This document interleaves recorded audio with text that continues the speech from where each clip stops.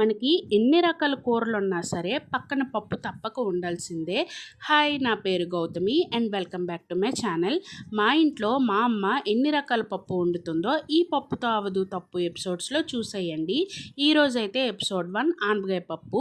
First అయితే stove on చేసుకొని cooker పెట్టుకొని అందులో కొంచెం ఆయిల్ వేసుకొని ఒక గ్లాస్ కందిపప్పును వేసి కొంచెం ఫ్రై అయ్యాక అందులో చిన్న చిన్న పీసెస్గా కోసుకున్న ఆనపకాయ ముక్కలు వేసుకొని కొంచెం ఫ్రై అయ్యాక ఒక 2 మీడియం సైజ్ టమాటా ముక్కలు వేసి కొంచెం ఉల్లిపాయ ముక్కలు పచ్చిమిర్చి కూడా వేసి అవి కూడా బాగా వేగిన తర్వాత ఇక్కడ గ్లాస్కి 4 గ్లాసెస్ ఆఫ్ వాటర్ వేసుకొని కారం వేసుకొని కలుపుకొని కుక్కర్ మూత పెట్టుకోవాలి.